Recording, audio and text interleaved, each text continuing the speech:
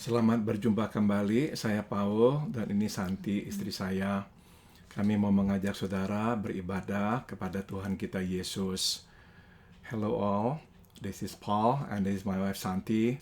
We would like to invite you to come and to worship the Lord together.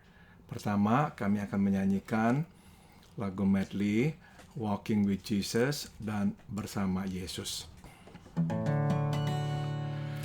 Walking with Jesus, walking every day, walking all the way, walking with Jesus, walking with Jesus alone.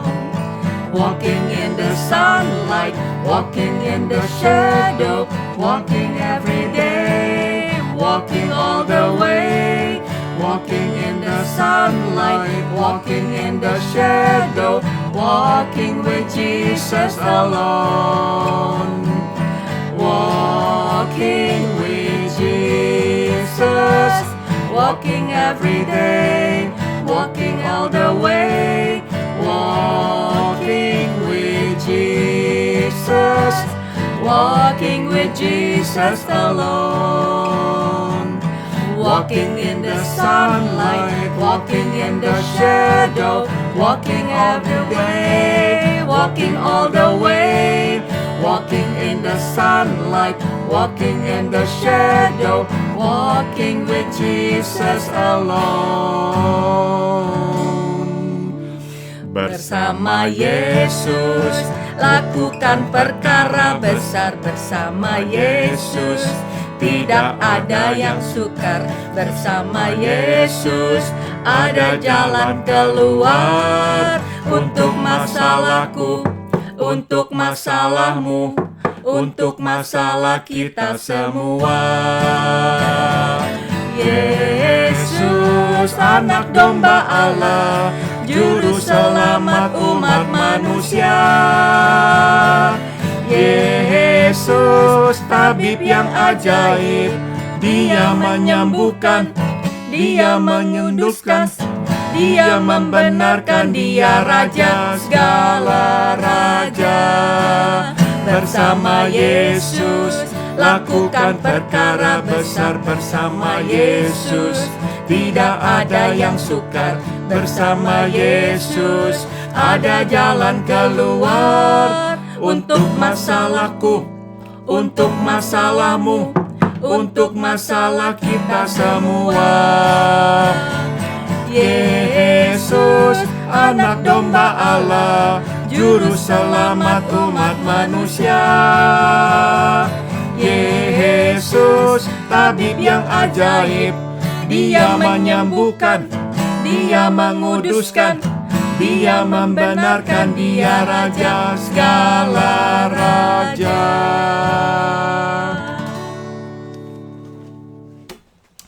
Mari kita berdoa, let us pray. Bapa dalam surga, terima kasih kami boleh datang kembali memuji nama-Mu. We give you thanks, Father, for giving us this time to come and to praise your name. Kami berdoa, biarlah sekarang Bapa berkata-kata kepada kami siap mendengarkan.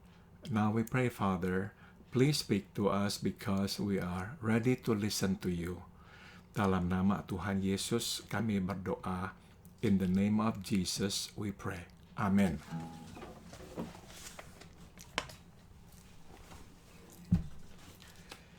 Saudara-saudara sekalian, saya akan membacakan firman Tuhan yang diambil dari kitab 2 Tawarikh. I'm going to read to you from the book of 2 Chronicles. Kita akan membaca pasal 33 and we are going to read chapter 33. Kita akan membaca ayat 10 sampai ayat 13 and we are going to read from verse 10 to verse 13. Kemudian berfirmanlah Tuhan kepada Manasye dan rakyatnya, tetapi mereka tidak menghiraukannya. Oleh sebab itu Tuhan mendatangkan kepada mereka panglima-panglima tentara Raja Asyur yang menangkap Manasye dengan kaitan membelenggunya dengan rantai tembaga, dan membawanya ke Babel. Dalam keadaan yang terdesak ini, ia berusaha melunakkan hati Tuhan Allahnya. Ia sangat merendahkan diri di hadapan Allah nenek moyangnya dan berdoa kepadanya. Maka Tuhan mengabulkan doanya dan mendengarkan permohonannya. Ia membawanya kembali ke Yerusalem dan memulihkan kedudukannya sebagai raja. Dan Manasye mengakui bahwa Tuhan itu Allah. Now I'm going to read to you in English. 2 Chronicles 33, beginning from verse 10 to verse 13.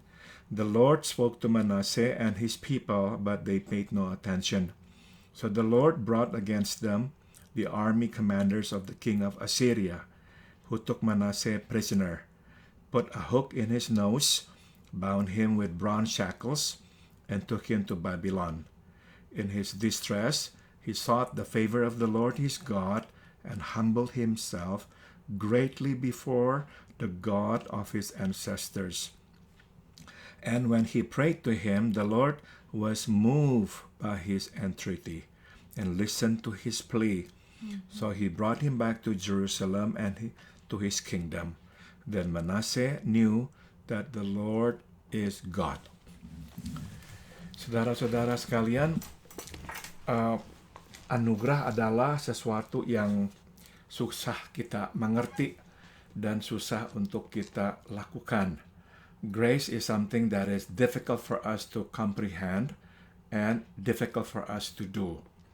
Saudara, kata anugerah itu berarti adalah pengampunan, belas kasihan, kasih sayang, penerimaan tanpa kondisi. The word grace is a very loaded word. It means mercy, it means loving kindness, it means forgiveness, it means unconditional acceptance.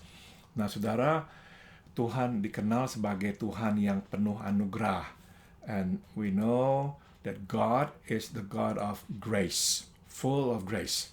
Nah, kita bisa melihat itu di dalam kehidupan seorang raja yang bernama Manasseh.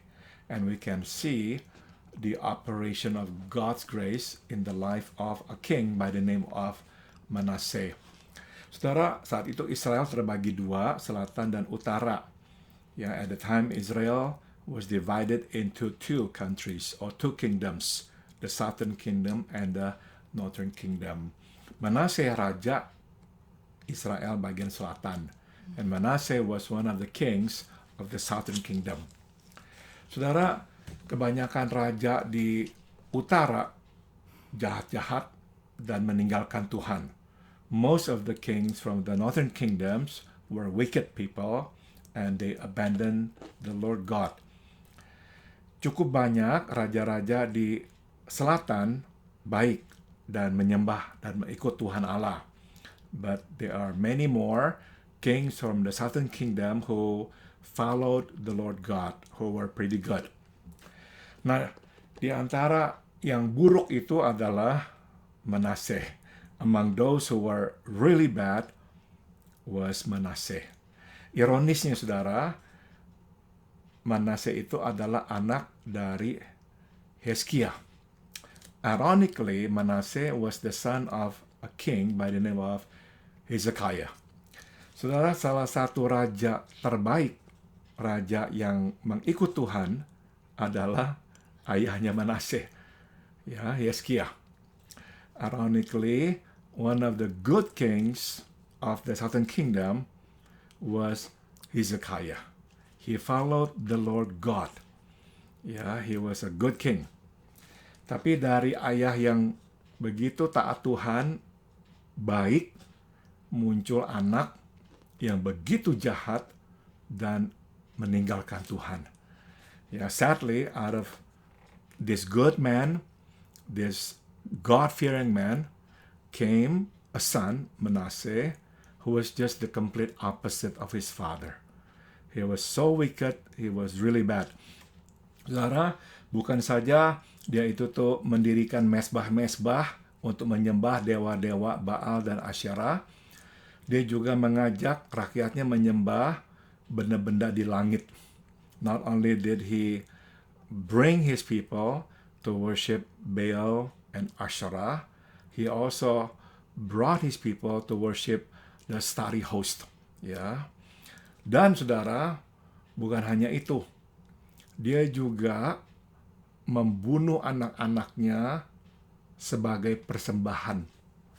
Not only that, he in fact killed his sons, not one, several, we don't know how many, for his offering to his gods. Jadi benar-benar saudara, Alkitab itu mencatat, kalau saudara baca pasal 33 itu, betapa jahatnya Manaseh. And if you read the whole chapter of 33, you will see how wicked Manaseh was. Nah, Tuhan mengajarnya dengan cara mendatangkan pasukan dari luar, Asyur, menyerang, dan kemudian menawan Manaseh. And God disciplined Manaseh. God brought another foreign kingdom, Assyria, to come, invaded Israel, the southern kingdom, and then took Manasseh captive. Nah, di dalam penahanan inilah Manasseh itu bertobat. In his captivity, Manasseh repented. Tuhan mendengar, melihat pertobatannya, memulangkan dia kembali ke Israel, mendudukkan dia kembali, sebagai raja. So God brought him back to Israel and made him king again. Saudara, ada beberapa pelajaran yang kita bisa petik di sini. There are several lessons that we can glean from the life and the story of Manasseh. Pertama, sekali lagi kita diingatkan saudara bahwa kita memang sebetulnya tidak mempunyai kendali atas hidup anak-anak kita. Once again, we are reminded that we have little control over the lives of our children. Sewaktu mereka kecil, kita bisa mengatur anak-anak kita untuk berbuat seperti yang kita kehendaki. When they were little, we can make them do what we want them to do. Atau melarang mereka melakukan hal yang kita tidak mau mereka lakukan. And we can also stop them from doing the things that we don't want them to do. Begitu mereka besar, kita tidak bisa lagi. But once they're grown, we can no longer do so. Kita bisa menanamkan benih iman kepada mereka. Tapi kita tidak bisa memastikan mereka akan bertumbuh di dalam iman itu. We can only plant the seed of faith, but we cannot make sure that they can grow up having that faith. Enggak loh saudara-saudara. Ini contohnya jelas sekali ini. Manasseh dibesarkan oleh ayah yang takut Tuhan. Dia berkembang, bertumbuh besar, menjadi orang yang memberontak begitu hebatnya kepada Tuhan. We just see the example here of Manasseh. He was raised by a God-fearing father. But then he grew up to be a God-rebellious son. Jadi benar-benar saudara, kita ini sebetulnya nggak punya kendali atas pilihan-pilihan yang akan nanti diambil oleh anak kita. So once again, we are reminded. We have little control over decisions that will be made by our children.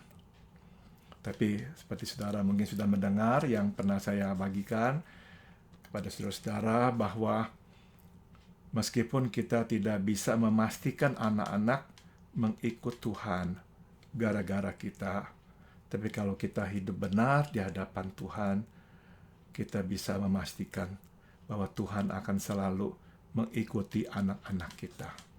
As I said before, we cannot make sure that our children will follow the Lord because of us. But if we live righteously before the Lord, we can be sure of one thing, that the Lord God will follow our children wherever they go. Nah, saudara, kita melihat ini juga buktinya di dalam hidup Manase. Pada akhirnya Manase bertobat. And we can see, the reality of it in the life of Manase. In the end, Manase repented. Nah, bagaimanakah Manase bertobat? Sekali lagi, di luar pemikiran manusia. How he came to repentance. It was again beyond our imagination. Tuhan mendatangkan pasukan dari luar menangkap Manase, menawannya. God brought the Assyrians to come to invade Israel and then take him into captivity. Bagaimana nanti anak kita kembali kepada Tuhan, itu adalah urusan Tuhan. Tapi Tuhan tidak akan kekurangan jalan. How our children will come back to the Lord, it's God's business. But what we know of is this: He will never run out of ways. He will never run out of ways. Jadi kita bisa melihat anugerah Tuhan terus mengikuti Manase, meskipun dia sudah meninggalkan Tuhan. So as we can see here, God's grace continued to follow Manase, even though he did not follow God anymore. Saudara, bagaimanakah caranya sampai kok bisa kembali menjadi raja, bisa kok diampuni oleh Tuhan? Sederhana sekali. Tuhan melihat dia bertobat, Tuhan langsung mengampuni. How did he actually come about? To becoming a king again, having everything restored back to him again. Well, very simple. He repented, God saw his repentance, and God forgave him. Saudara, inilah anugerah. This is what grace is all about. Saudara, anugerah tidak mempunyai perhitungan. First thing about grace that we can see and learn is that grace knows no record. Nggak ada tuh perkataan Tuhan mengingat-ingat dosanya Manase yang begitu keji. The Bible doesn't say anything about God keeping record of Manasse's past behavior, past wickedness, past evilness. Tidak loh. Tidak ada catatan Tuhan berkata, aduh Manase, kamu dulu kok begitu jahat, membawa umatku menyembah dewa-dewa. There's no record of God saying to Manasseh, how come you were so evil, Manasseh? You brought my people astray. You took them to worship Baal and Asherah. Nggak ada catatan Tuhan berkata, kamu kok begitu kejam, tega, membunuh anak-anakmu dan mempersembahkan mereka kepada dewa-dewamu. There's no record of God saying to him, you were so evil, and how could you be so evil? You sacrifice your own children for your gods. Nggak ada loh. Pokoknya begitu Manase bertobat, Tuhan mengampuni. What we know of Manase, of repentance, is that the moment he repented, God forgave. God forgave. Saudara, anugerah adalah konsep yang indah, tapi juga konsep yang berbahaya. Saya menggunakan kata berbahaya. Grace is a beautiful concept, but it is a dangerous concept. Indah karena kita ini senang mendapatkan pengampunan. Beautiful because we are happy to be forgiven. Tidak ada sukacita yang lebih besar daripada diampuni begitu saja. Ya, there's no greater joy than to be forgiven just like that. Tapi ini saya katakan berbahaya sebab di tangan atau di hati orang yang tidak bertanggung jawab, anugerah itu tuh cepat sekali disalahgunakan. But I said it is a dangerous concept because in the hands of irresponsible person or irresponsible heart, grace can so easily be misused, be abused. Oh, Tuhan mengampuni saya, jadi ya udahlah, saya berbuat dosa lah, saya pasti Tuhan kok akan memaafkan. We might think, oh, I can just sin, so doesn't matter, because God can always forgive me and He will forgive me. Saudara-saudara, nah ini kesalahan. Kenyataan Tuhan mengampuni kita tidak berarti Tuhan berutang pengampunan kepada kita. That kind of thinking is fallacious, is wrong. The fact God forgives us, it doesn't mean that He owes forgiveness to us. Enggak loh. Jadi anugerah berarti Tuhan mengampuni begitu saja. Grace means God will forgive just like that. Tapi anugerah tidak berarti Tuhan berutang pengampunan. Dia harus mengampuni sebab terserah Dia, keputusan Dia untuk mengampuni. The fact God forgives just like that doesn't mean that He owes forgiveness to us. God can forgive us, but He is under no obligation to forgive us. It is entirely up to Him. Itu sebab saudara kita nggak bisa bermain-main dengan anugerah. And that is why we cannot play around with grace. Kenyataan itu diberikan dengan cuma-cuma, tidak berarti kita mempunyai hak untuk mengambilnya. The fact that it is given to us freely does not mean that we have every right to just get it, retrieve it for us. Enggak. Ya. Nah, saudara, tapi saya mau kembali kepada berita yang indah dan berita yang luar biasa ini tentang anugerah. But in conclusion, I like to go back again to the beautiful message of grace. Bahwa saudara, sebesar apapun dosa kita, sekeji apapun perbuatan kita, kalau kita datang kepada Tuhan dan benar-benar meminta ampun, bertobat, Dia akan mengampuni. Ya, it doesn't matter how bad, how wicked our sins were. If we come to Him, if we repented of our sin, He would forgive. He would give us His grace. Dan Dia tidak akan ingat-ingat lagi. And He will not remember what we did. Maka kita juga jangan ingat-ingat yang Tuhan tidak mau ingat. Yeah, because God does not want to remember what we did. He of course can remember, but no, He doesn't want to remember it. We should not remember it. We should not think about it again and again. Tuhan sudah ampuni. Tuhan sudah tutup buku dosa kita. God has forgiven us. And God has closed our book of sin. Tuhan sudah membuka buku yang baru buat kita, yaitu buku anugerah. And God has given us and opened a new book for us.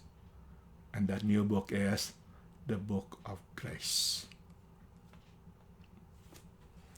Amin. Santi mungkin mau tambahkan sesuatu, silakan. Hari ini saya hanya mengaminkan semuanya. Okay. Terima kasih. Thank you, Sian. Okay.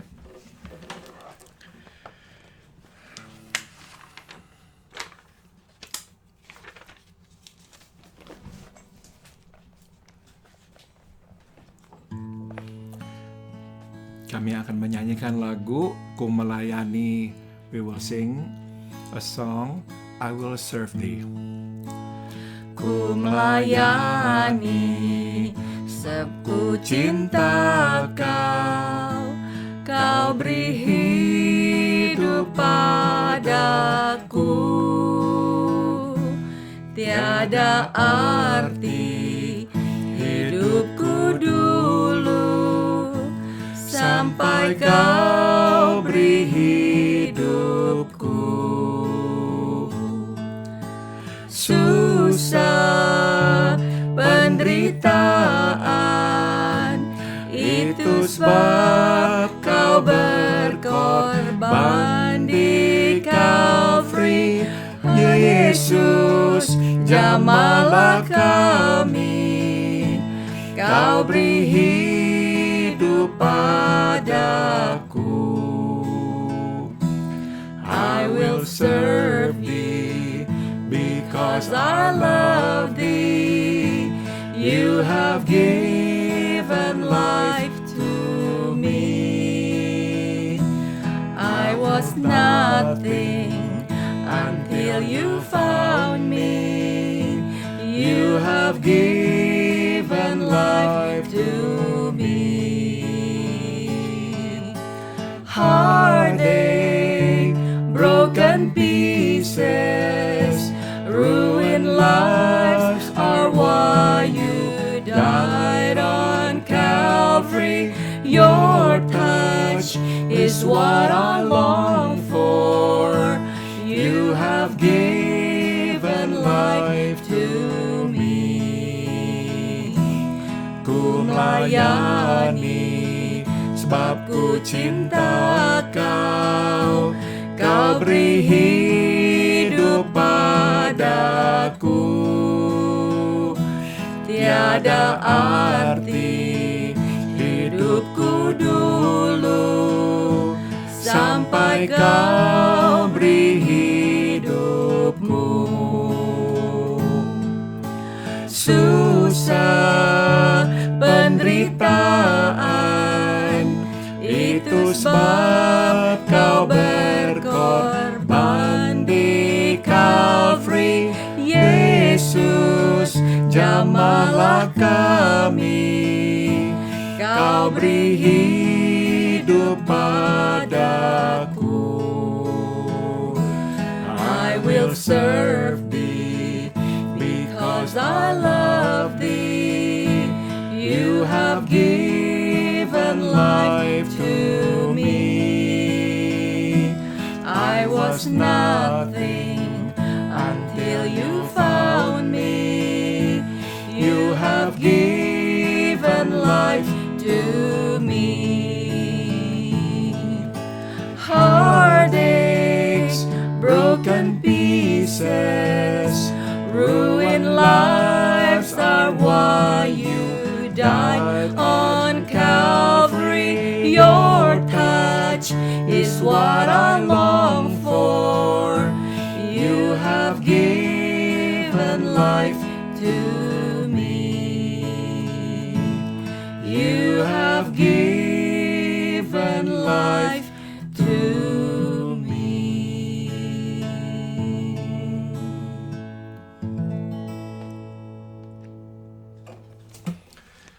Santi now will pray.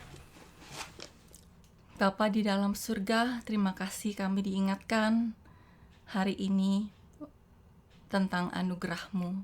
Anugerah-Mu yang berlimpah, anugerah-Mu yang tidak bisa kami bayangkan betapa besar kasih-Mu kepada kami memberikan anugerah ini. Kami hanya meminta ya Tuhan, apapun anugerah yang Kau sudah berikan yang kami rasakan, biarlah kami salurkan kepada orang yang kami kenal. Siapapun itu ya Tuhan yang harus merasakan anugerah-Mu melalui kami, biarlah kami lebih sensitif ya Tuhan untuk memberikan anugerah itu pun dengan cuma-cuma. Di dalam nama Tuhan Yesus, kami sudah berdoa dan mengucap syukur. Amin. Amin. Sampai jumpa lagi. We'll see you again.